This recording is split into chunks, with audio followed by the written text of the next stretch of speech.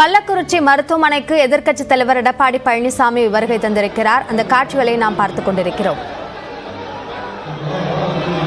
கள்ளக்குறிச்சியில் கள்ளச்சாராயம் அருந்தியதால் இதுவரைக்கும் 36 பேர் உயிரிழந்திருக்கிறார்கள். மேலும் பலர் சிகிச்சையில் இருந்து வரக்கூடிய நிலையில் அங்கு இருக்கக்கூடிய உறவினர்களை சந்திப்பதற்காக எடப்பாடி பழனிசாமி கள்ளக்குறிச்சி மருத்துவமனைக்கு வந்திருக்கிறார்.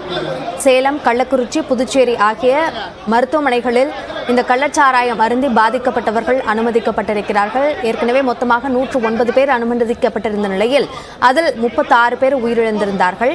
மேலும் 32 பேர் கள்ளச்சாராயம் அருந்திவிட்டும் வீட்டிலேயே சிகிச்சை பெறாமல் இருந்தவர்களை கண்டறிந்து மருத்துவத்துறை சிகிச்சைக்காக மருத்துவமனைகளில் அனுமதிப்பதற்கான நடவடிக்கைகளை மேற்கொண்டிருக்கிறது.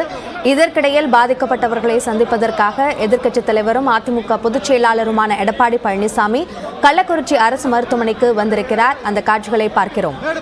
கூடுதல் விவரங்களை நம்முடைய சிறப்பு செய்தியாளர் கோகுலிடம் கேட்கலாம். கோகுல், அங்க கள சூழல் என்னவாக இருக்கு? விவரங்களை பதிவு செய்யுங்கள். கள்ளக்குறிச்சி அரசு பொது மருத்துவமனையில் சிகிச்சை பெறக்கூடியவர்களை சந்தித்து நேரில் ஆறுதல் கூறுவதற்காக தற்பொழுது எதிர்க்கட்சி தலைவர் எடப்பாடி பழனிசாமி கள்ளக்குறிச்சி மருத்துவக் கல்லூரி மருத்துவமனைக்கு வருகை தந்திருக்கிறார். ஏறக்குறைய இங்கு 50க்கும் மேற்பட்டோர் தற்பொழுது சிகிச்சை பெற்று வரக்கூடிய நிலையில அவர்களை சந்தித்து நேரில் ஆறுதல் கூறுவதற்காகவும் அவர்களுக்கு தேவையான உதவிகளை செய்வதற்காகவும் எடப்பாடி பழனிசாமி தற்பொழுது மருத்துவமனைக்கு வந்திருக்கார். முன்னதாக ஏற்கனவே முன்னாள் அமைச்சர்கள் டிவி சண்முகம், பா மோகன் உள்ளிட்டவர்கள்லாம் வந்திருக்கிற நிலையில தற்பொழுது எடப்பாடி பழனிசாமியும் வருகின்றார். அவர்களுக்கு பழங்கள் உள்ளிட்டவைகளை வழங்கி ஆறுதல் கூறியது மட்டுமில்லாமல் இங்கு அளிக்கக்கூடிய சிகிச்சை குறித்தும் அவர் கேட்டறிய இருக்கிறார். அதோடு செய்தியாளர்கள் சந்திப்பதற்கான ஏற்பாடுகளும் செய்யப்பட்டிருக்கிறது. அவர் உள்ள செல்லக்கூடிய கணக்கீட பார்க்கிறோம்.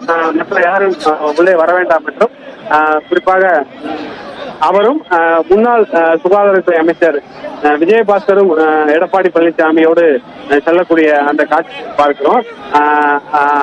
மருத்துவமனை வளாகத்திற்குள் அவர் தற்போது எடப்பாடி பழனிசாமி செல்கிறார். தொடர்ந்து 50க்கும் மேற்பட்டோருக்கு தொடர்ந்து சிகிச்சையானது அளிக்கப்பட்டு வருகிறது. ஏறக்குறைய கள்ளக்குறிச்சியில மட்டும் 22 பேர் கள்ளக்குறிச்சி மருத்துவமனையில மட்டும் சிகிச்சை பெற்று உயிரிழந்தாங்க. ஒட்டுமொத்தமாக 35 பேர் உயிரிழந்திருக்கக்கூடிய நிலையில் சிகிச்சை பெறக்கூடிய நபர்கள் சந்தித்து தற்பொழுது ஆறுதல் கூறுவதற்கும் இங்கு நடந்த சம்பவம் குறித்து நேரில் கேட்டறிவதற்கும் அதே போல மருத்துவமனையில் இருக்கக்கூடிய மருத்துவரிடம் அளிக்கக்கூடிய சிகிச்சை குறித்து கேட்டறிவதற்காகவும் எடப்பாடி பழனிசாமி வருகிறார். இன்னும் சற்று நேரத்தில் செய்தியாளர்களை சந்திப்பதற்கான ஏற்பாடும் செய்யப்பட்டது. ஏற்கனவே அவர் இந்த கள்ளச்சாராயம் விற்பனை தொடர்பாக ஒரு கண்டன காட்டமான அறிக்கையை எடப்பாடி பழனிசாமி ஏற்கனவே அளித்திருந்தது குறிப்பிடத்தக்கது. தமிழக அரசை கண்டிக்கும் வகையில கள்ளச்சாராயம் விற்பனையை தொடர்ந்து கட்டுப்படுத்த அரசு தவறிவிட்டதாகவும் இந்த செயலில் மெத்தனமாக தமிழக அரசு செயல்பட்டதாகவும் தன்னுடைய குற்றச்சாட்டை முன்வைத்திருந்த எதிர்க்கட்சி தலைவர் தற்பொழுது மருத்துவமனைக்கு நேரடியாக வந்து பாதிக்கப்பட்டவர்களை சந்தித்து ஆறுதல் கூறுவதற்காக வருகின்றார். ஏறக்குறைய 36 பேர் உயிரிழந்தது இந்த ஒரு பெரிய சுபத்தை இந்த பகுதியில் ஏற்பட்டிருக்கிறது. கள்ளக்குறிச்சியுடைய சட்டமன்ற உறுப்பினர், ஏற்கனவே அதிமுகவுடைய சட்டமன்ற உறுப்பினர், அவர் நேற்றைய தினமே வந்து அங்க இருக்கக்கூடிய மக்களுக்கு தேவையான உதவிகளை செய்திருந்த நிலையில் தற்பொழுது அந்த கட்சியுடைய பொதுச் செயலாளரும் நேரில் வருகை தந்து சிகிச்சை பெறக்கூடிய நபர்களை சந்தித்து ஆறுதல் கூறி வருகிறார். எதிர்க்கட்சித் தலைவர் எடப்பாடி பழனிசாமி அங்கு கள்ளக்குறிச்சி மருத்துவமனைக்கு வந்திருக்கிறார். வேறு யாரெல்லாம் அதிமுகவை சேர்ந்தவர்கள் வந்திருக்கிறார்கள் கோகுல்? நிச்சயமாக அதிமுகவுடைய பொதுச் செயலாளரும் எதிர்க்கட்சி தலைவரும் எடப்பாடி பழனிசாமியோடு முன்னாள் அமைச்சர்கள் டிவி சண்முகம், அதே போல முன்னாள் சுகாதாரத்துறை அமைச்சர் விஜயபாஸ்கர் மற்றும் அமைச்சர் மோகன், இந்த பகுதியுடைய அதிமுக மாவட்ட செயலாளர் குமரகுரு மற்றும் கள்ளக்குறிச்சியுடைய சட்டமன்ற உறுப்பினர் உள்ளிட்டோர் தற்போது எடப்பாடி பழனிசாமியோடு மருத்துவமனைக்கு உள்ளே சென்றிருக்கிறார்கள். நேற்றைய தினம் அவர் இந்த சம்பவம் குறித்து ஒரு நீண்ட அறிக்கையையும் தெரிவித்திருந்தார். தன்னுடைய ஆழ்ந்த இரங்கலையும் இந்த சம்பவம் குறித்த வருத்தத்தையும் தெரிவித்திருந்தார். அதே போல அரசை கண்டித்து ஒரு கடுமையான ஒரு காட்டமான அறிக்கையும் குறிப்பாக கள்ளச்சாராயம் இல்லை மெத்தனால் என்று சொன்னது போல மக்கள் வாழ்க்கை விஷயத்தில் வார்த்தை விளையாட்டு விளையாடாமல் கள்ளச்சாராயத்திற்கு எந்த பெயர் இருந்தாலும் அதனை ஒழிக்க கடுமையான நடவடிக்கை எடுக்க வேண்டும் என்று தமிழக முதல்வரை வலியுறுத்துவதாக எடப்பாடி பழனிசாமி அந்த அறிக்கையில் குறிப்பிட்டிருந்தார். மெத்தனால் தான் இந்த உயிரிழப்பு ஏற்பட்டிருப்பதாக அரசு தரப்பில் தெரிவித்திருந்த நிலையில் அதை கண்டிக்கும் வகையில இந்த கள்ளச்சாராயம் ஒழிப்புக்கு ஒரு கடுமையான நடவடிக்கை எடுக்க வேண்டும் என்று தன்னுடைய அறிக்கை வாயிலாக எடப்பாடி பழனிசாமி வலியுறுத்தியிருந்தார். தற்போது பழங்கள் உள்ளிட்ட சிகிச்சை பெறுவர்களுக்கு தேவையான உதவிகளையும் எடப்பாடி பழனிசாமி செய்து வருகிறார்.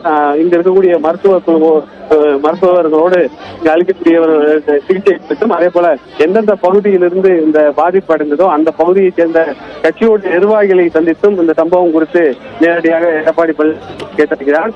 தொடர்ந்து இதை தொடர்ந்து செய்தியாளர் சந்திப்பதற்கான ஏற்பாடுகளும் செய்யப்பட்டது.